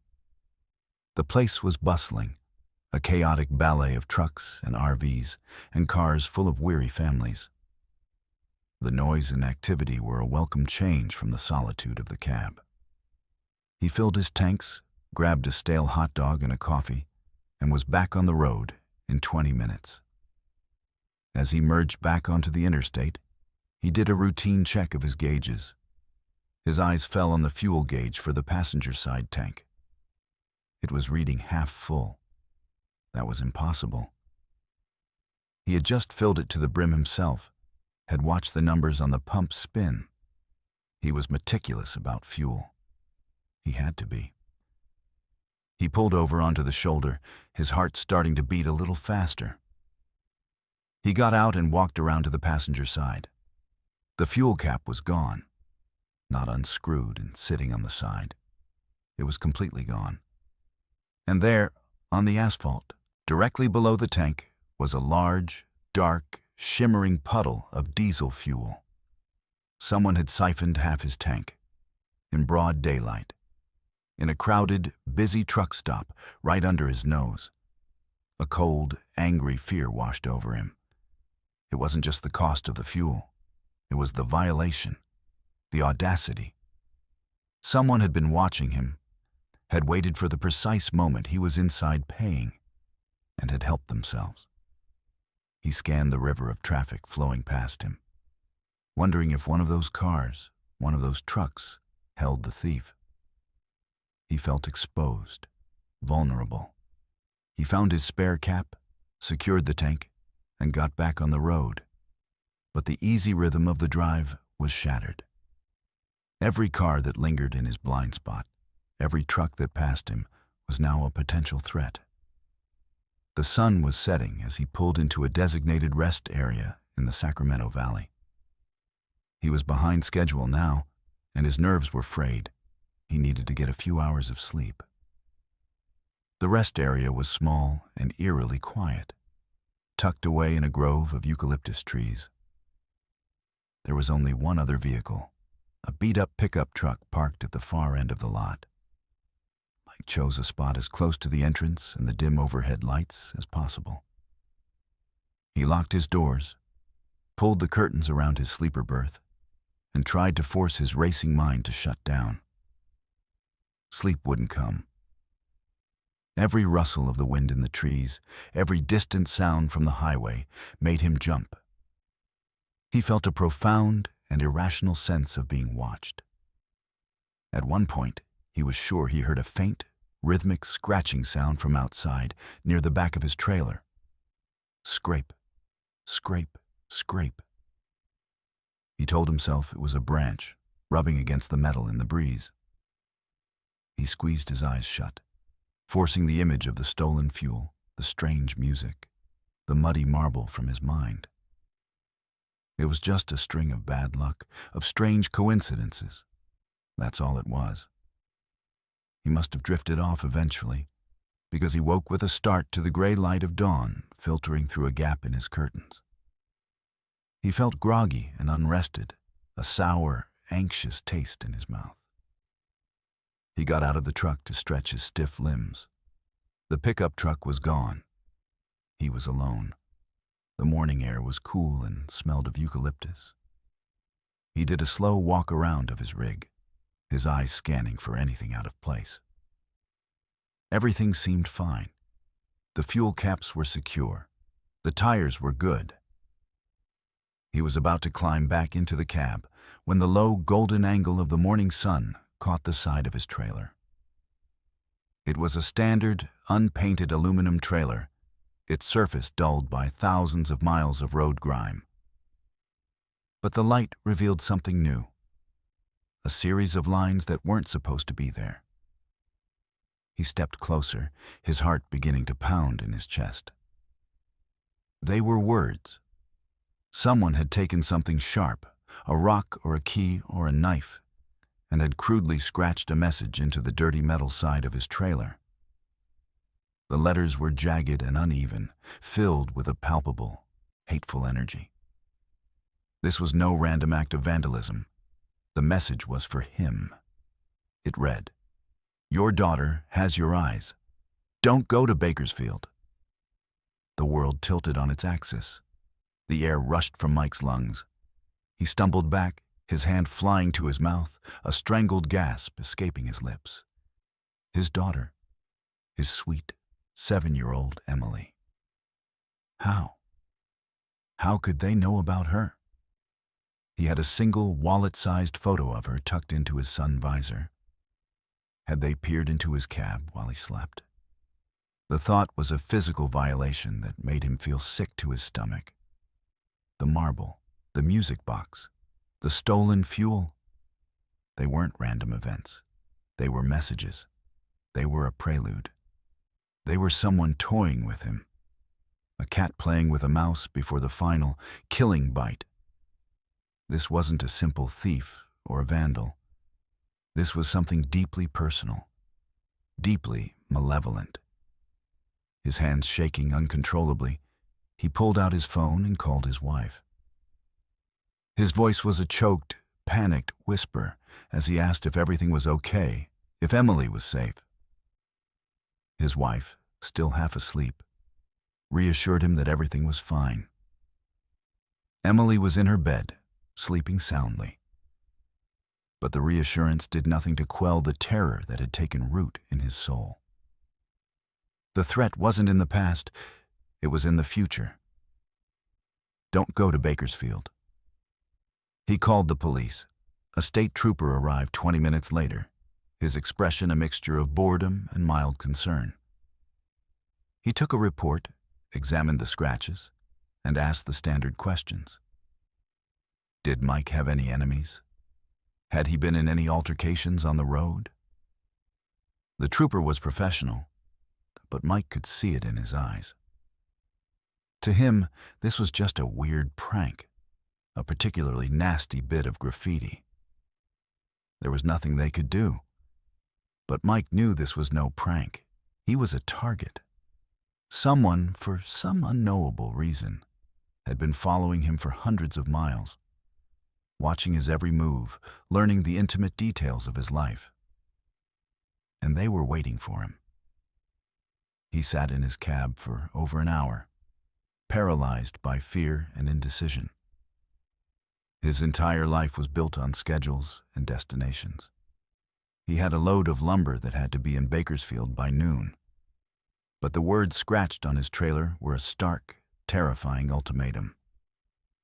He looked at the photo of his daughter, at her bright, smiling eyes, so much like his own. He started the engine. He pulled out of the rest area and back onto the interstate. But when he reached the junction for Highway 99, the main artery to Bakersfield, he didn't take it. He stayed on Interstate 5, heading south, away from his destination. He called his dispatcher, his voice a strained, hollow version of his own, and told him he was quitting. Effective immediately. He was leaving the truck and the load at the next major depot. He didn't know if the threat in Bakersfield was real. He would never know. But he knew that the person who had scratched that message into his trailer was real. They were out there, somewhere in the sea of cars and trucks, and they had proven that they could get to him whenever they wanted. He had spent his life on the road, but for the first time, the endless ribbon of asphalt didn't represent freedom. It represented a hunting ground. And he was the prey. Let's move to our 11th and final story. Earl was what the old-timers called a lifer. He'd been married to the road for 43 years, and his Freightliner was more a home to him than the small, empty house he returned to twice a year. He knew his truck's soul. He could diagnose a misfiring injector by the tremor it sent through the floorboards and tell the difference between a flat inner dual and a flat outer dual by the subtle shift in the steering wheel. His truck was a part of him, an obedient, powerful beast of steel and diesel that did exactly what he commanded. The concept of it acting on its own was as alien to him as the idea of his own hand suddenly deciding to strangle him. He'd pulled into a quiet, tree-lined rest stop in the Blue Ridge Mountains of Virginia, the air cool and smelling of pine. He was ahead of schedule, a rare luxury. and decided to get a solid 4 hours of sleep before tackling the winding mountain roads at dawn. He drew the thick curtain separating the cab from the sleeper berth, the familiar action of final, comforting ritual before sleep. He was out before his head even fully settled on the pillow. He awoke not to the buzz of his alarm, but to a gentle, rocking motion. For a groggy, disoriented moment, he thought he was dreaming. But the feeling was too real.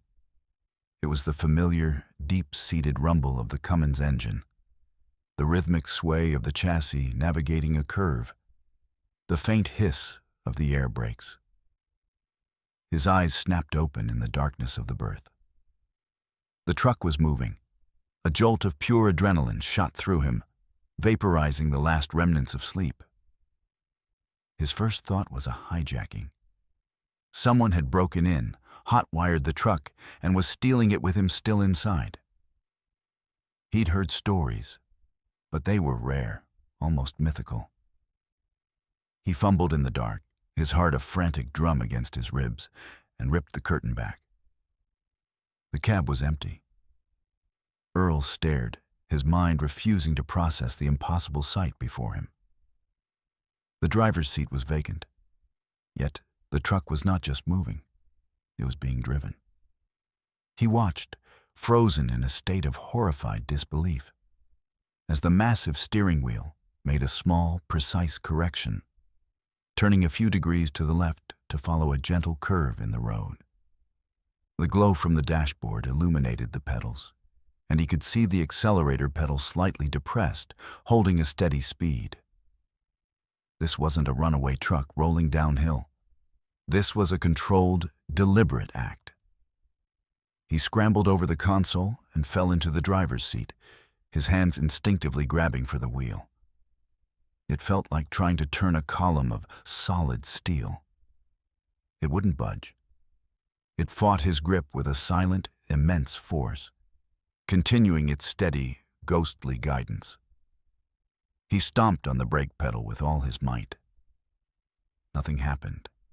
The pedal was stiff, unyielding, as if it were welded to the floor.